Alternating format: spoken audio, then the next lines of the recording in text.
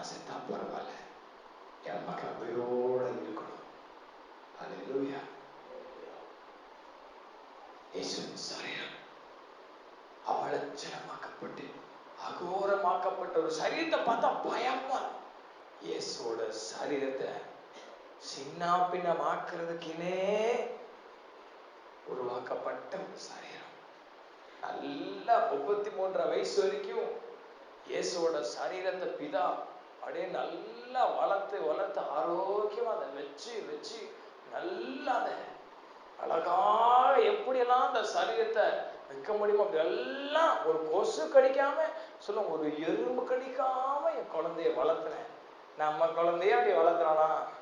இயேசுவை எப்படி வளர்த்துருப்பார் பிதா? சொல்லுங்க சொல்லுங்க. மாட்டு தொழுவத்துலதான் பிறந்தாரு. ஆனா அங்க இருக்கிற ஒரு கொசு கூட அவர் கிட்ட வர முடியாது. அல்லேலூயா. ஒரு பூச்சி கூட வராது. பூச்சி கிட்ட வந்துச்சுன்னா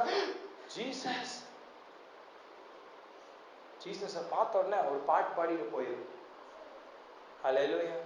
ஒரு கொசு இயேசுவை கடிக்கிறேன் கிட்ட வந்துட்டு அல்லேலூயா பிரைஸ் தி லார்ட் ஜீசஸ் அப்படின்னு ஓடிடும். இயேசு அவ்வளவு பவர். அப்படி வளர்த்த அந்த சரீரம் நமக்காக he was the only person who was born to die. Hallelujah. சாகறதுக்குனே பிறந்த ஒரு நபர் இருக்கிறார்னா அது இயேசுதான். யாரா சொல்லுவீங்களா? என் குழந்தை பிறந்திருக்கு, அது உயிரோடு இருக்கதான் பிறந்திருக்குன்னு தான் சொல்லுவோம். ஆனா இயேசுடைய தாய் மரியாதை சொல்லுவாங்க, எனக்கு ஒரு குழந்தை பிறந்திருக்கு, அந்த குழந்தை சாகிறதுக்குனே பிறந்திருக்கு, மரிக்கிறதுக்குனே பிறந்திருக்கு. எப்படி யோசிச்சு பாருங்க. யோசிக்க முடியல நம்மளால. சாகிறதுக்குனே வாழுது இந்த குழந்தை. இந்த இயேசு ஒரு நாள் சாக போற எல்லாருக்காகவும் அடிக்கப்படும். அதுக்காகவே சாப்பாடு போடும்போது எங்க அம்மா அழுதுட்டே போட்டிருப்பாங்க பல நாள். இந்த சரீரம் ஒரு நாள் சேவையில் தூக்கப்பட போது இயேசுடைய செத்து போன சரீரத்தை அப்படியே இறக்குறாங்க கீழே. எவ்வளவு கம்பீரமா பேசினவங்க. அப்படி பிசாசை பார்த்து பேசின திருச்சிட்டு ஓடுறான். வேக்கியம் 6000 பிசாசு அவர் பேசின ஒட்டனை புறப்பட்டு பறக்கிறான். அந்த இயேசு அப்படியே சரீரம் செத்து போன உடல் அப்படியே இறக்குறாங்க. அந்த சீல்வில பார்க்கவே முடியல. நம்ம படத்திலேயே பார்க்கறது கஷ்டமா இருக்கு. நேர்ல எப்படி இருந்திருக்கும் பார்க்க. மரியாளுக்கு எப்படி இருந்திருக்கும்? தன்னுடைய ஒரே மகன். பிதாவுக்கு எப்படி இருந்திருக்கும்? என் மகன் எப்படி கம்பீரமா பேசினாரு. வெளிச்சம் உண்டா கடந்தேன்னு சொன்ன என் மகன்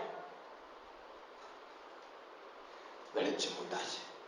எல்லாத்தையும் ஒரே வார்த்தையில படைச்ச என்னுடைய மகன் பரிதாபமா சத்தமே இல்லாம அப்படியே ஒரு புழுவை போல என் மகனுடைய சரீரம் மாறிச்சு. என் பிதா பார்த்து கண்டிப்பா எடுத்திருப்பாரு. பேஷன் ஆஃப் த கிரைஸ்ட் என்ற படத்துல ஒரு காட்சி வரும். அது ரொம்ப நாள் எனக்கு புரியல. அதை திரும்ப பார்க்கும் போதுதான் புரிஞ்சிச்சு. இயேசு மரித்த உடனே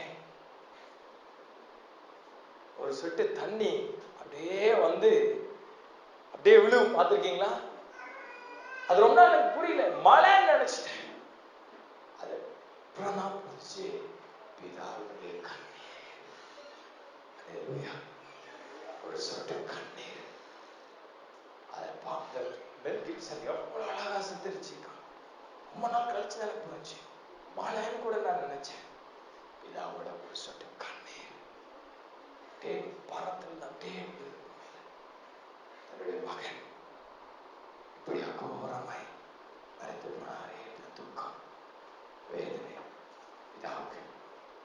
சரீரத்தை இறக்கிற உடனே அரிமத்தியா ஊரானாகிய யோசேப்பு போய் யாரும் அடக்கம் பண்ணப்படாத ஒரு கல்லறை, புது கல்லறை, பாறையினாலே it was a tomb that was hewn out of a rock. ஒரு கற்பாறையிலே செதுக்கி எடுக்கப்பட்ட ஒரு கல்லறை. எல்லாம் ஆயத்தம் பண்ணி வச்சிருக்காங்க பாருங்க ஆண்டவர் பிதா. யாரும் இது வரைக்கும் அடக்கம் பண்ணப்படாத ஒரு கல்லறை.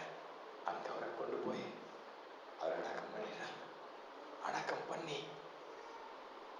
நல்லா யூத கலாச்சாரத்தின்படி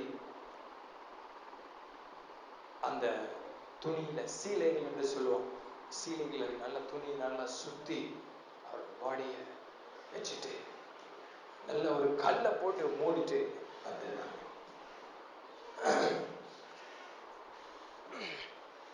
கல்லை போட்டு மூடிட்டு வந்துடுறாங்க. வந்த உடனே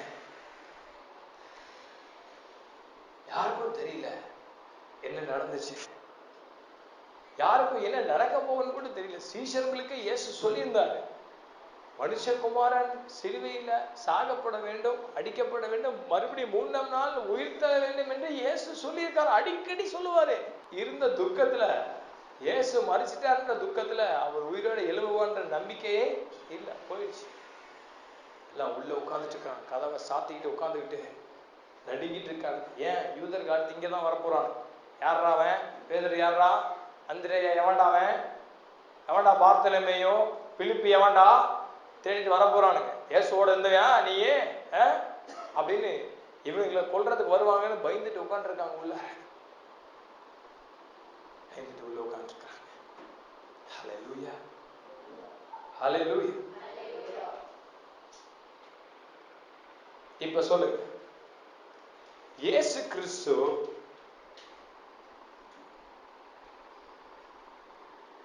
மரித்தார், உண்மைதானா?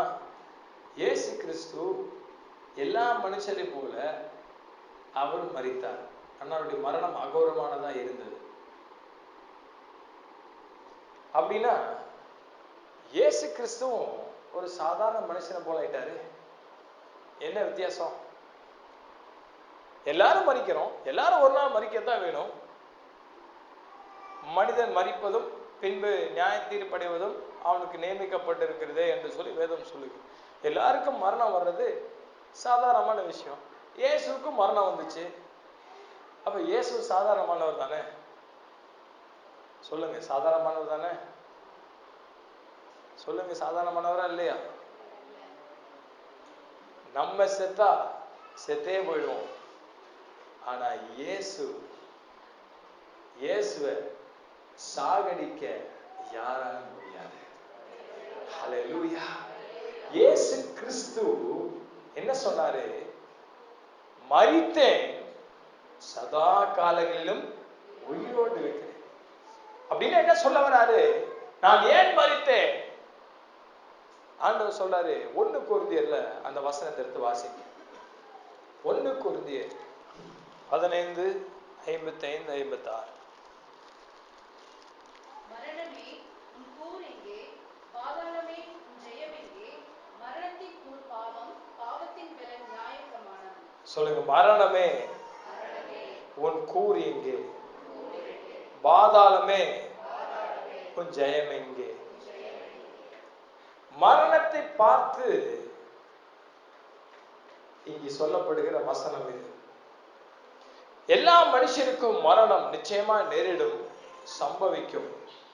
ஹல்லேலூயா. வேதம் சொல்லுகிறது, பாவத்தின் சம்பளம், பாவத்தின் சம்பளம். அப்ப மரணம் எல்லாருக்கும் நேரிடுகிறது. ஆனால் இயேசு கிறிஸ்துவை மரணம் ஜெயிக்க முடியாது. ஹல்லேலூயா. இதனுடைய விளக்கத்தை இப்ப நம்ம பார்க்க போறோம். ஆண்டவர் சொல்றாரு, மரணமே உன்னுடைய கூர் எங்கே? ஏன் அப்படி சொல்றாருன்னா, நீ உண்மையாலுமே ஜெயிச்சுட்டனா இயேசு உயிரோடு எழுப்பியிருக்க கூடாது. மரணமே, மரணத்தின் அதிபதியாகிய சாத்தானே, பாதாளமே, பாதாளத்தின் கடவுளாகிய பிசாசே, உன்னுடைய வல்லமை எங்க? உனக்கு எங்க இருக்கு வல்லமை? மரணம் தான் பரிகரிக்கப்பட வேண்டிய கடைசி சத்துரு. அதே அதிகாரத்தில் நம்ம வாசிக்கிறோம். எங்க வாசிக்கிறோம்?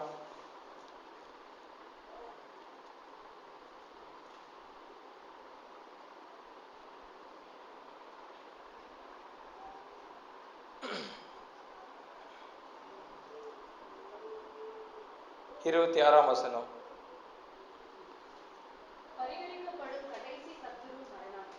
பரிகரிக்கப்படுகிற கடைசி சத்துரு மரணம்.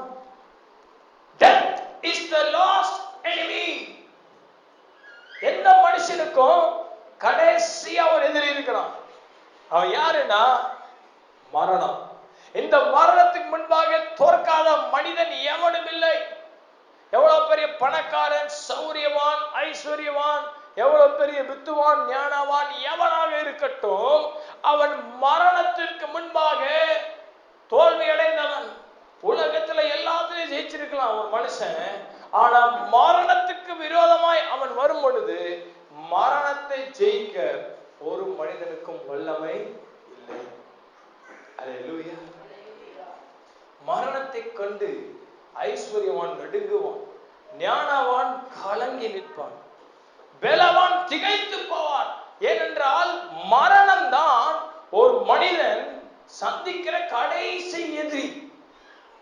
Death is the last enemy. அந்த கடைசி சத்துருவை யாராலும் ஜெயிக்க முடியாது.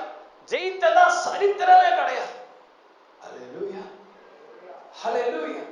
அதனால பிசாசுக்கு பெருமை, பிசாசுக்கு இருமாப்பு என்ன? ஆஹா, நீ என்ன வேணா பண்ணு, கடைசியில நான் அனுப்புற என்னுடைய மரணத்தை நீ ஜெயித்து போராட முடியுமான்னு நான் பார்க்கிறேன். என் மரணத்தை அனுப்புறேன், என் மரண தூதன் அனுப்புறேன், நீ மரணத்தை ஜெயிக்கிறியா இல்லையா நான் பார்க்கிறேன்னு சொல்லி பிசாசு ஒரு மனிதனுக்கு விரோதமாய் பயன்படுத்துகிற கடைசி எதிரி மரணம். அல்லேலூயா. அந்த மரணம் கொடியது. அந்த மரணத்தை விளக்க முடியாது. அது மிகவும் நிஜமானது, உண்மையானது, கொடூரமானது. அல்லேலூயா. மரண பயம் என்பது ஒரு மனுஷனுக்கு வந்துருச்சுன்னா, ஐயோ, நீங்க உங்களை ஆறுதல் படுத்தவே முடியாது. அல்லேலூயா. உங்க மூளைனால ஒரு மரண பயத்துல இருக்கவங்கள நீங்க விடுதலை செஞ்சிடவே முடியாது. நீங்க எவ்வளவு சொல்லி பாருங்க, அதெல்லாம் ஒண்ணு நடக்காது, பக்கத்துல இருக்கு, ஒண்ணுமாக பாத்துக்கலாம். மரண பயம் கடைசி சத்துரு மரணம். அந்த மரணத்தின் ஆவி பக்கத்துல வந்து ஒரு மனிதன் பேசும் பொழுது ஐயோ, அவனோட முகத்தை நீங்க பார்க்க, நான் பார்த்திருக்கிறேன் நிறைய பெரிய பெரிய கோடீஸ்வரர் பணக்காரன் மறிக்கும் போது அப்படியே பயந்துட்டு மறிக்கிறத பார்த்திருக்கேன். ஏன்?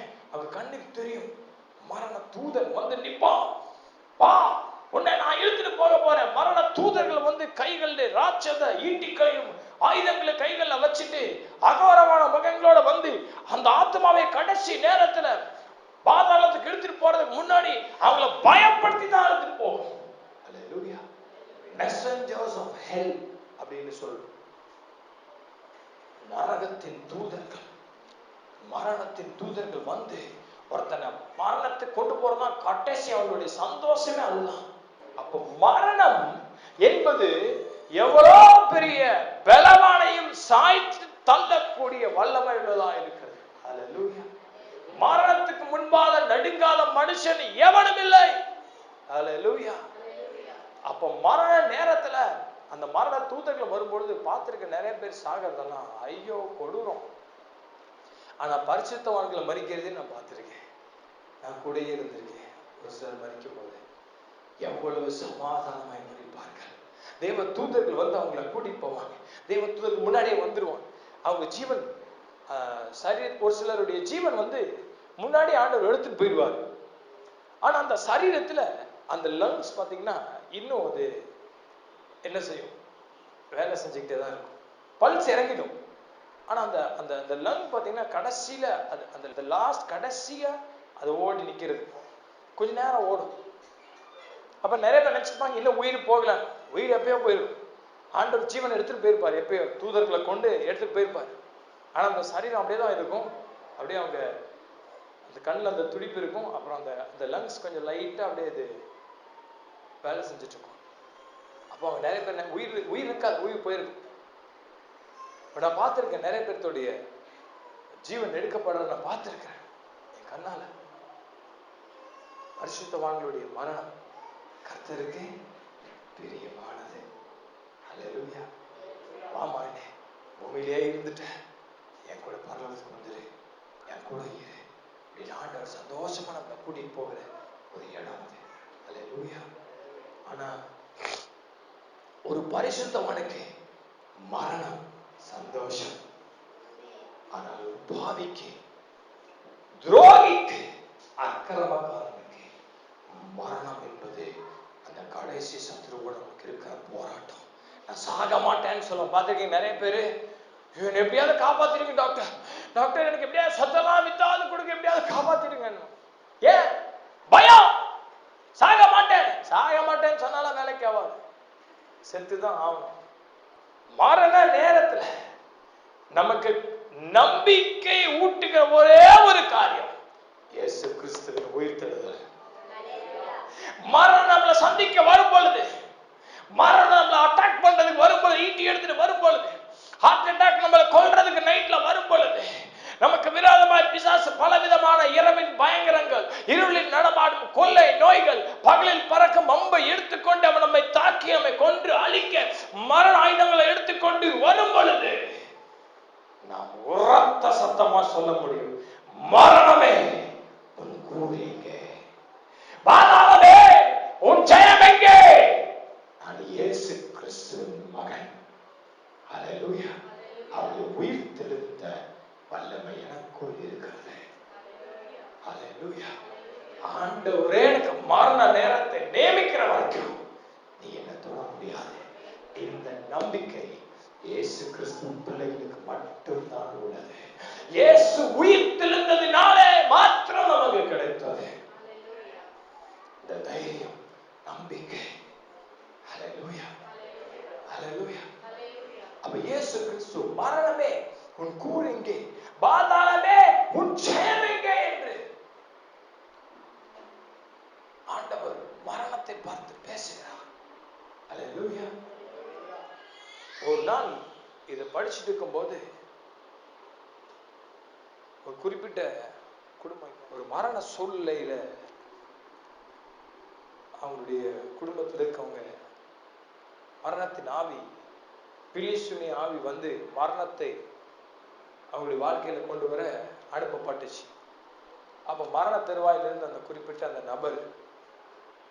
நபருக்காக வீட்டுல ஜெபம் பண்ணிட்டு இருந்தேன். அப்ப ஆண்டவர் இந்த வசனத்தை சொன்னார். இந்த வசனத்தை எனக்கு கொடுத்துட்டு, இந்த வசனத்தை நீ போய் சொல்லி ஜெபம் பண்ணிட்டு வாங்கினாரு. கிளம்பிட்டேன். அந்த வசனத்தை ஆண்டவர் பேசின உடனே ஒரு பாட்டு எனக்கு கொடுத்தாரு. நைட்டு போய் அவங்களோட உட்காந்து ஆஸ்பத்திரியில டாக்டர் சொல்லிட்டாங்க, நாங்க ஆபரேஷன் பண்றோம், 20% தான் கேரண்டி, சொல்ல முடியாது, என்னால எழுதி வாங்கிட்டாங்க, என்ன வேணா நடக்கும், சொல்ல முடியாது. அன்றைக்கு இரவு இந்த வசனத்தை சொல்லி ஒரு 20 நிமிடம் 25 நிமிடம் ஜெபித்திருப்போம். அன்றைக்கு இரவு மரணம் ஜெயிக்கப்பட்டது. அல்லேலூயா. அந்த நபரை கர்த்தர் உயிரோடு எழுப்பினார். மரணம் தான் கதின்னு நிர்ணயிக்கப்பட்டவருக்கு இன்றைக்கும் உயிரோடு ஆண்டவர் ஜீவனுள்ள சாட்சியா இருக்கிறார். மரணத்தை மேற்கொள்ளுகிற வல்லமையை இங்கே அமர்ந்திருக்க ஒவ்வொருவர் கையிலும் கொடுத்திருக்கிறார். உங்களுக்கு மாத்திரமல்ல, நீங்கள் மற்றவர்கள் வாழ்க்கையிலே மரணத்தின் வல்லமையை துரத்தும்படியான வல்லமையை இயேசு தம்முடைய உயிர்த்தெழுதலினாலே கொடுத்திருக்கிறார். தெரியுமா உங்களுக்கு? தெரிந்து கொள்ளுங்கள். We have the resurrection power in us. Hallelujah. இன்னைக்கு ஒரு வசனத்தை மாத்திரம் ஆழமா அழுத்தி சொல்லிட்டு போறேன். இனிமேல் இதுல சந்தேகம்ன்றது வாழ்க்கைக்கு என்ன செய்யக்கூடாது, வந்துடவே கூடாது. இயேசு அங்க உயிர் தந்தனால எனக்கு என்னையா இன்னைக்கு? ஹல்லேலூயா. அதுதான் நமக்கு தெரிஞ்சுக்கணும். அதுதான் எனக்கு வேணும். இயேசு உயிர் தந்ததினாலே எனக்கு என்ன லாபம்? இயேசு இஸ்ரவேல் தேசத்துல உயிரோடு எழுப்பினார், கல்லறை திறந்தது, இயேசு மேல போயிட்டாரு. காலி கல்லறை இன்னும் வச்சிருக்கிறாங்க, காலியா இருக்குது. இயேசுவை மரணம் சந்திக்க வந்தது. கவனியுங்கள். எல்லா மனுஷனையும் ஜெயிச்சுட்டு மரணத்தின் ஆவி பிசாசு கிட்ட போய், சார் இன்றைக்கு நான் அந்த ஆத்மாவை வெற்றிகரமாக கொண்டு வந்திருக்கிறேன் பாருங்கள் என்று அந்த ஆத்மாவை காட்டுவான். சென்று வா, வென்று வா என்று சாத்தான் சொல்லி அனுப்புகிற மரணத்தின் ஆவி வந்து ஆத்மாவை திருடிட்டு போயிடுவான். போய் பிசாசு கையில கொடுத்தோடனே அவனுக்கு ஒரு மெடல் குத்துவான். ஒவ்வொரு மனுஷனையா கொண்டு கொண்டு கொண்டு ஆத்மாவை பாதாளத்துக்கு தூக்கிட்டு வந்து நரகம் எல்லாம் சேர்ந்து சிரிப்பாங்க. ஒரு ஆத்மாவை இன்றைக்கு நான் திருடி விட்டேன், பாரலோகத்துக்கு போக வேண்டிய ஆத்மாவை நான் நரகத்துக்கு தூக்கி கொண்டு வந்து விட்டோம் என்று சொல்லி பிசாசு முதல் கொண்டு எல்லாரும் சேர்ந்து கை தட்டி கொக்கரித்து பரலோகத்தை பார்த்து சிரிப்பார்கள். இந்த ஆத்மாவை கொன்று விட்டேன் பார்த்தாயா என்று ஆண்டவரை ஏளனம் பண்ணுவான் பிசாசு. அல்லேலூயா. ஒரு சாதாரணமான மனுஷன் செத்தாலே பிசாசு இவ்வளோ சந்தோஷப்பட்டு குதிக்கிறானா? இயேசு கிறிஸ்துவை கொன்னுட்டோம் அப்படிங்கிற செய்தி தீயை போல பரவ ஆரம்பித்தது. அல்லேலூயா. மனுஷர்கள் மத்தியில பரவ ஆரம்பித்தது. இயேசு செத்துட்டார், இயேசு மரிச்சிட்டார். அந்த நாசரேத்துல பிறந்த அவரா அய்யோ நல்ல மனுஷன்ப்பா, செத்தார் பாரு, சின்ன வயசுல செத்து போயிட்டாரு. எல்லாம் பரிதாபம் ஊச்சி போடுறாங்க.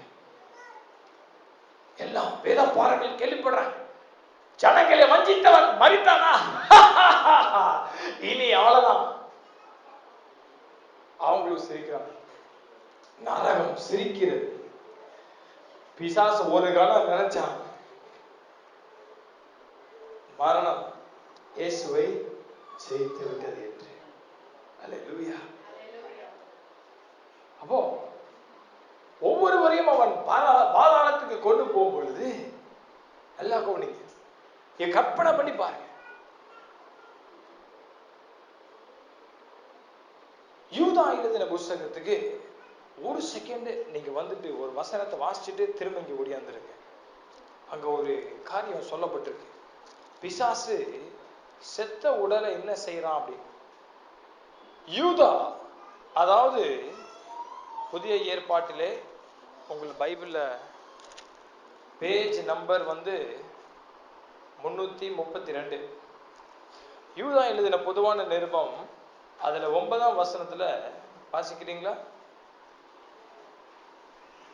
பிரதான தூதனாகிய மிகாவேல் மோசேயுடைய சரீரத்தை குறித்து பிசாசுடனே தர்க்கித்து பேசின பொழுது, அல்லேலூயா, அவனை தூஷணமாக குற்றப்படுத்த துணியாமல் கர்த்தர் உன்னை கடிந்து கொள்வாராக என்று பிரதான தூதனாகிய மிகாவேல் மோசேயுடைய சரீரத்தை குறித்து பிசாசுடனே தர்க்கித்து. வச்சுக்க. மோசே யாரு? பழைய ஏற்பாட்டின் ரட்சகர்.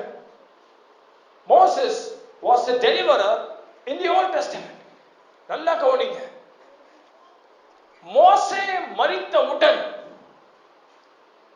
இது ரொம்ப ஆழமான ரகசியம், இதை நல்லா புரிஞ்சுக்கணும். மோசே மரித்தவுடன் அவனுடைய சரீரத்தை எடுத்துட்டு போறதுக்கு யார் வரா? மிகாவேல். யார் தெரியுமா? God's warrior angel. Gabriel is God's messenger. Gabriel தூதனை ஆண்டவர் எதுக்கு பயன்படுத்துவார்னா, பூமியில ஒரு செய்தியை சொல்லி அனுப்பும்படியாக அனுப்புவார். ஒரு உதாரணத்துக்கு லூக்கா 1ஆம் அதிகாரத்துல சகரியாவின் இடத்தில் திடீரென்று அவன் ஆலயத்துல காபிரியல் தூதன் தோன்றி, உனக்கு ஒரு மகன் பிறப்பான், அவன் பேர் யோவான், அவன் எலியாவின் ஆவியும் பலருள்ளவனா இருப்பான். இப்படி எல்லாம் யார் சொல்லிட்டு போனா? காபிரியல் தூதன். அடுத்து 6 மாசம் கழிச்சு ஆண்டவர் காபிரியலை மறுபடியும் அனுப்புறாரு. மரியாள் வீட்டுக்கு வராரு. வந்து, ஹலோ மிஸ்ஸஸ் மேரி, மிஸ் மேரி, நல்லா இருக்கீங்களா? உங்ககிட்ட ஆண்டவர் ஒரு செய்தியை சொல்லிட்டு போக சொன்னாரு. என்னங்க அப்படின்னா, எல்லாம் நல்ல விஷயம்தான். இந்த மாதிரி உங்களுக்கு ஒரு குழந்தை பிறக்க போகுது, அவருக்கு பேர் ஜீசஸ் பேர் வச்சிருங்க, உங்களுக்கு குழந்தை பிறக்கும், ஆண்டவர் சொல்ல சொன்னாரு, வரட்டுங்களா அப்படின்னு கிளம்பிடுவாரு.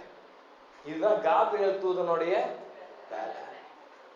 This is the work of Gabriel, angel, archangel. இவங்க பிரதான தூதர்கள். They were archangels, not ordinary angels. Archangels அப்படின்னா leaders. ஆண்டவருடைய பரலோகத்துல லீடர்ஸ், பல ஆயிரக்கணக்கான தூதர்களுக்கு இவங்க லீடர்ஸ். அப்ப இன்னொரு தூதர் இருக்கு, அவன் பேர் மிகாவேல். பைபிள் சொல்லு, பைபிள் இருந்தா சொல்றேன், சும்மா என் கதை சொல்ல. மிகாவேல் என்பவன் ஆண்டவருடைய யுத்தங்களை நடத்தும்படியாக அனுப்பப்படுகிறவன். ஏதாச்சும் ஒரு பிரச்சனை அப்படின்னா தாதாவை அனுப்புறோம். பிஸ்தா, அவர் தான் அந்த ஏரியாக்கே பிஸ்தா, அவர் தான் பெரிய தாதா. அவர் வந்தாருன்னு வச்சுக்கோங்க, ரவுடி மாதிரி. அவர் தான் ஆண்டவரோட ரவுடி. அடிகள் வந்தா எவன்டாங்க, எவன் கீழ்படியில சர்ச்சில் பிச்சு போடுவேன் அப்படின்னு வந்து ஒரு நாள் சொன்னார்னா ஆச்சரியப்படாது, வந்துருவாரு. அல்லேலூயா. யாராவது உபவாசம் இருந்துக்கலாம் வர்றது இல்லையாமா? என்ன விஷயம்? ஒழுங்கா வீடு போய் சேரணுமா இல்லையா? அல்லேலூயா. அப்படி மிரட்டுறவர் யாரு? எந்த தூதன்? பெரிய வாள் கையில வச்சிருப்பாரு. நான் உனக்கு வாயில சொன்னா உனக்கு ஒண்ணும் புரியாது, இந்த கத்தி பாத்தியா, உன் கழுத்து உடம்புல இருக்கணுமா? ஐயா கீழ்படி, உபாச ஜெபத்துக்கு வந்துடுறேன் ஐயா, பாஸ்டர் சொல்றதுக்கெல்லாம் கீழ்படிஞ்சிடறேன் ஐயா. அன்னி பாஷையில பேசுவியா மாட்டியா? கழுத்து வேணுமா வேண்டாமா? ஐயா அன்னி பாஷை ஜெபத்துக்கு 6 மணிக்கு போயிருங்க ஐயா. கத்தி வச்சிருப்பாரு கையில, உருவின பட்டயம் கையிலேயே வச்சிருப்பாரு. ஏன்னா வர்ற எதிரிகளை தானியேலுக்கு உதவி செய்ய ஆண்டவர் யார் அனுப்புறாரு? மிகாவேல். He is a warrior angel. He does the wars. He fights the battles for God in the spiritual world. ஆவிக்குரிய மண்டலத்துல சாத்தானை பார்க்க முடியாது, நம்மளால பார்க்க முடியாது, நமக்கு தெரியாது. இந்த பைபிள்ல எழுதப்படல, நமக்கு தெரியவே தெரியாது. ஏன்னா இது உலகத்தில் நடக்கும், ஆவிக்குரிய மண்டலத்தில் நடந்த காரியம். இதை ஆண்டவரே எழுதுறா நமக்கு தெரியாது. அப்ப மிகாவேல் பூமியில வந்து சண்டை போட மாட்டான். வான மண்டலங்கள்ல அசுத்த ஆவிகள் இருக்கிறது. தேவனோட திட்டங்களை தடுத்து கொண்டிருந்த பொழுது, தானியேல் ஜெபித்த பொழுது, அவன் ஜெபத்துக்கு தடையை பிசாசு கொண்டு வந்த பொழுது மிகாவேலை ஆண்டவர் அனுப்புகிறார். பெர்சியாவின் அதிபதியோடு யுத்தம் பண்ணி அவனுக்கு பதிலை கொண்டு வரும்படியாக மிகாவேல் அனுப்புகிறார். அதே மிகாவேலை இங்கே அனுப்புகிறார். எதற்காக? மிகாவேல் நீ போ, மோசே மரித்துட்டான், மோசேவோட சரீரத்தை நீ பத்திரமா கொண்டு வந்துரு. மோசேவோட டெட் பாடிய எல்லா கண்ணை மூடி எல்லா ஊழியக்காரர்களும் ஆண்டவரே உம்முடைய நாமத்தினாலேன்னு சொல்லும் போது எல்லாம் கண்ணை மூடின நேரத்துல மோசேயோட பாடியை அழகா தூக்கிட்டு வந்துருப்பா. அல்லேலூயா சொல்லுங்க. மிகாவேல் வரார், வந்து மோசேயோட சரீரத்தை எழுதுறாரு கையில. நான் சொல்றேன், மத்தவங்க எல்லாம் செத்தப்போ அவங்களோட சரீரத்தை மிகாவேல் அனுப்பி ஆண்டு எடுத்துட்டு வந்தாரான்றது தெரியல. ஆபிரகாமோட சரீரத்தை கூட கவனிச்சுக்கோங்க, ஆபிரகாமோட சரீரத்தை கூட கொண்டுட்டு வர சொன்னாரு பைபிள் இல்ல. நீ முதிர் வயதிலே சமாதானமாய் பிதாக்கள் அண்டையில அடக்கம் பண்ணப்படுவாய், கல்றைக்கு போயிடுவான்ட்டாரு. அவ்வளவுதான். அதுவே பெரிய ஆசீர்வாதம். ஆனா மோசேயோட சரீரம் அப்படி கிடையாது. சொல்லுங்க, மோசேயோட சரீரம். மோசே பழைய ஏற்பாட்டு அர்ச்சகன். கவனிச்சுக்க, அவனுடைய சரீரம் உடம்பு முக்கியமானது. அந்த உடம்பை வைத்து ஆண்டவர் புதிய ஏற்பாட்டிலே ஒரு காரியத்தை செய்ய வேண்டும். என்ன செய்ய வேண்டும்? மோசேக்கு ஆண்டவர் வாக்கு பண்ணார். என்னன்னு? நீ கானான் தேசத்தை பார்க்க மாட்டேன். அதுதான் ஆண்டவர் மோசே கொடுத்த வாக்கு தத்துவம். நீ இனிமேல் கானான் தேசத்தை பார்க்கவே மாட்டேன். மோசேக்கு எப்படி இருந்திருக்கும்? அழுதுருப்பான். இத்தனை வருஷம் இதுக்காக காத்திருந்தேன், இந்த ஜனங்க என்ன டென்ஷன் பண்ணி, நான் பாறை பார்த்து பேசினாரு, பாறையை அடிச்சதுனால எல்லாம் போச்சு. நெய் திரண்டு வர நேரம், வெண்ணெய் திரண்டு வர நேரம் பானை உடஞ்ச கதையா போச்சு அப்படின்னு மோசே அழுதுட்டு அன்னைக்கு நைட்டு மோசே சாக போறாரு. மோசேக்கு ஒரு ஏக்கம், இத்தனை வருஷம் இத்தனை ஜனங்களை நடத்திட்டு போன எனக்கு கானான் தேசத்துக்குள்ள போக முடியலையே ஏக்கம். அழுகிறார். மனைவி சிப்போரா கேட்கிறான், என்னங்க மூக்குரியிற சத்தம் கேட்குது, என்ன அழுகிறீங்களா? ஆமா, கானான் தேசத்துக்கு போக முடியலனால அப்படியே நின்றுச்சு மூச்சு. ஐயோ போயிட்டீங்களா? ஐயோ போயிட்டாரு மோசே. நல்லா அழுகிறாங்க. டமர டமர டமர டமர காலையில அடிக்கிறாங்க. அடிச்சு மோசே எல்லாம் டமரட்டி விட்டாங்க. ரெட்டி பண்ண உடனே எல்லாம் ஜெபம் பண்ணிட்டு இருக்க நேரம், எல்லாம் கண்ணை மூடிட்டு இருக்கிற நேரம், மிகாவேல் பார்த்துட்டே இருக்கிறாரு. டப்புன்னு மோசையோட பாடியை தூக்கிட்டு போயிடுறாரு. அல்லேலூயா. இன்னைக்கு வரைக்கும் யாருக்கும் தெரியாது மோசையுடைய சரீரம் எங்க இருந்துச்சு. அல்லேலூயா. ரகசியம். ஏன்னு கேளுங்க, இந்த மோசையோட சரீரம் ஆண்டவருக்கு வேணும். இந்த சரீரம் பூமியில் அடக்கம் பண்ணப்படக்கூடாது. இந்த சரீரம் வித்தியாசமான ஒரு சரீரம். ஏனென்றால் புதிய ஏற்பாட்டிலே மத்தேயு 17ஆம் அதிகாரத்திலே, நாம் வாசிக்க டைம் இல்லை, ஆண்டவர் சொன்னாரு, ஆண்டவர் 2 பேரை பார்க்கிறார். யாரை பார்க்கிறாரு? மறுரூபம் மலையில யாரை பார்க்கிறாரு? மோசேயும்